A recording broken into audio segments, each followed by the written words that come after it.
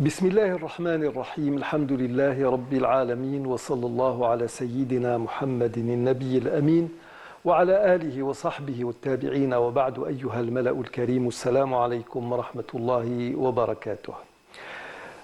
Nous avons expliqué en quoi consiste la préservation de la foi à travers un nombre de textes et surtout à travers le comportement du messager de Dieu, alayhi salatu wassalam, notre premier référent et notre première référence. Aujourd'hui, nous allons aborder un autre sujet qui est un sujet sensible, soit dit en passant, et nous allons commencer cette émission par cette fameuse citation de Omar ibn al-Khattab qui a dit « Depuis quand asservissez-vous les hommes alors que leurs mères les ont mis au monde libres ?» Une manière de réfléchir qui est à la base même du concept de droit naturel. Depuis quand asservissez-vous les hommes alors qu'ils ont été mis au monde libres par leur maman? Cette citation ou cette phrase, cette sentence a été prononcée par Omar ibn al-Khattab suite à un incident. Amr ibn al-As était le gouverneur des musulmans en Égypte. Son fils a fait une course avec un copte. C'est le copte qui a gagné. Et le fils de Amr ibn al-As, n'ayant pas supporté la défaite, a puni le copte. Que fait le copte? Il va voyager jusqu'à Médine, aller voir Omar ibn al-Khattab et porter plainte contre Amr ibn al-As et son fils. Ce qui leur vaudra d'être punis par le commandeur des croyants, Amirul Mu'minin. Et c'est là qu'il dira cette citation. Maintenant, nous avons vu que les textes fondateurs ou nos textes fondateurs, Coran et tradition prophétique, s'orientent vers la préservation de la dignité humaine. Nous avons vu en pratique comment cela s'est traduit à l'époque même de la révélation et au niveau même de ce que nous pouvons qualifier d'état prophétique, qui était l'état fondé par Mohammed sallallahu alayhi wa sallam. Et aujourd'hui, nous allons nous poser une question.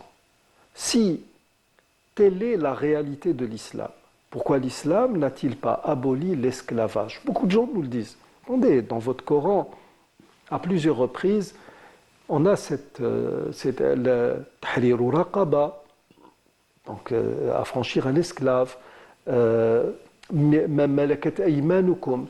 littéralement ce que vos mains possèdent, en parlant des esclaves aussi. Et beaucoup nous disent donc, votre religion est une religion esclavagiste et pour l'esclavage.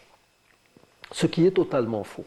En tout cas, quand les Occidentaux nous disent cela, la première réponse que personnellement j'ai toujours donnée, je leur dis, vous êtes en train de réfléchir ou d'aborder cette question sous les pesanteurs historiques qui sont les vôtres. Vos religions, autant le judaïsme que le christianisme, sont des religions qui favorisent la différenciation entre les classes, pour ne pas parler carrément de lutte des classes. Le judaïsme, il est carrément dans l'esclavage, c'est-à-dire qu'il y a une race supérieure qui est celle des princes, celle des Hébreux, et il y a les goïms, les autres nations, des gens que, d'ailleurs beaucoup le disent, même il y a une multitude de maximes du Talmud qui le disent de manière un peu plus franche et claire.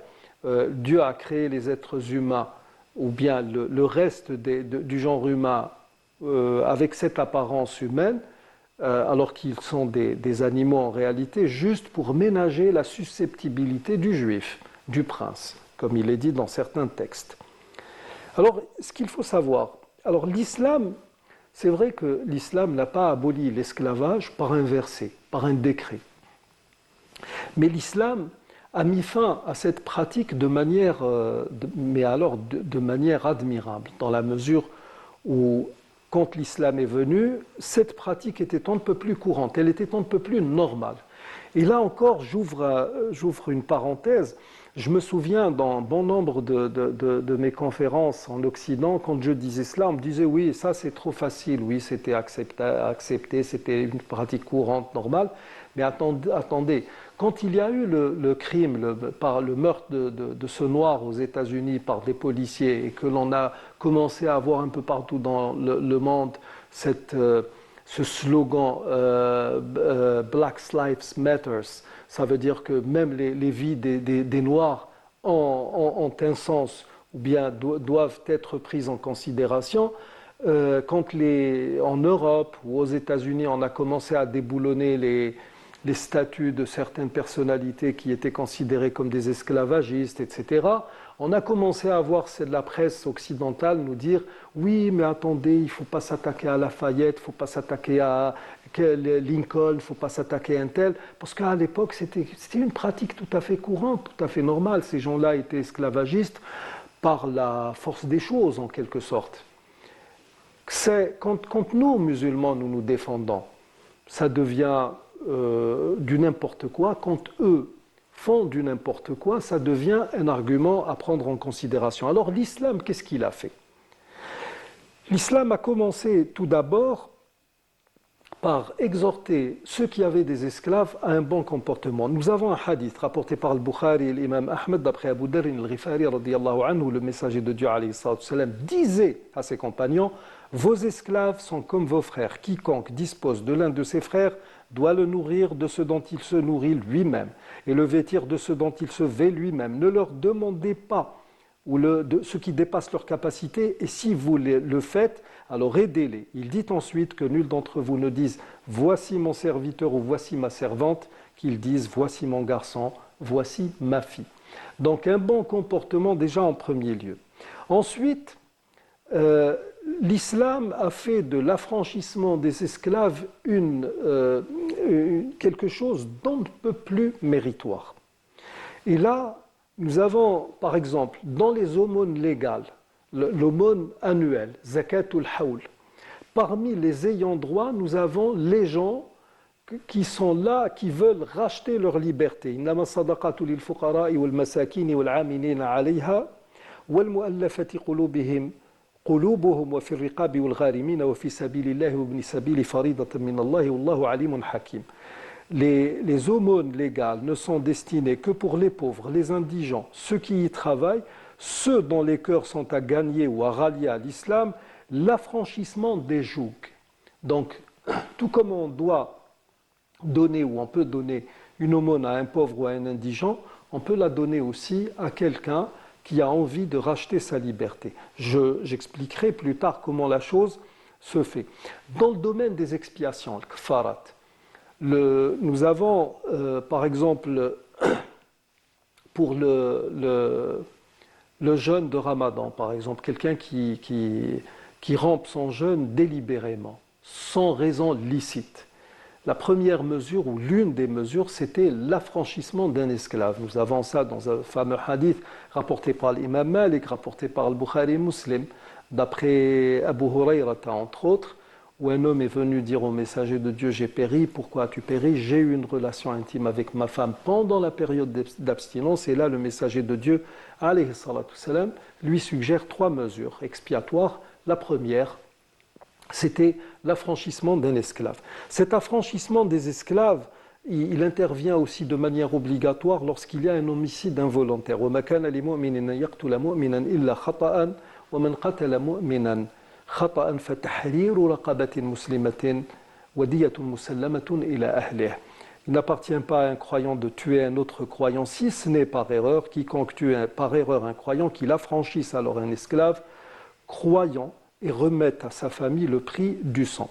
Dans le cas d'un avortement, même thérapeutique essentiellement, ou même s'il y a un avortement, on va dire délibéré, on ne peut expier cette faute que par le biais d'un affranchissement d'esclaves, conformément à un hadith rapporté par le Bukhari d'après Omar et Zayd ibn Thabit, 2 des grands compagnons du messager de Dieu alayhi salam.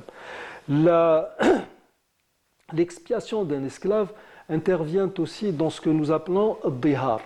Il y avait une mauvaise coutume chez les Arabes de l'ère pré-islamique qui a été plus ou moins gardée chez les premiers musulmans, qui consistait à répudier, ou enfin qui faisait qu'un homme répudier sa femme en prononçant la formule de dihar, en disant « tu es pour moi comme le dos de ma mère ». Ça veut dire que tu m'es illicite ad vitam aeternam ou ad vitam aeternam. Et dans ce cas-là, on ne peut récupérer cette faute que par l'affranchissement d'un esclave.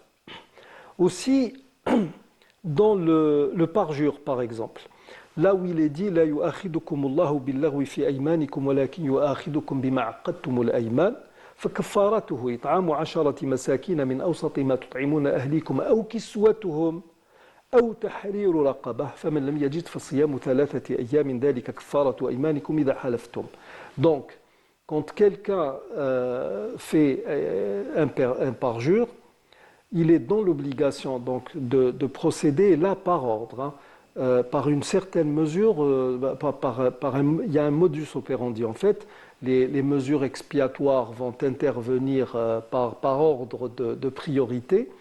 Et là, ce qui est demandé pour ne pas alourdir la chose aux croyants, c'est de nourrir 10 nécessiteux d'un repas moyen, ou bien de les vêtir, ou bien d'affranchir un esclave. Ça, c'est une chose qui n'est pas donnée à tout le monde, ou qui n'était pas déjà à l'époque donnée à tout le monde.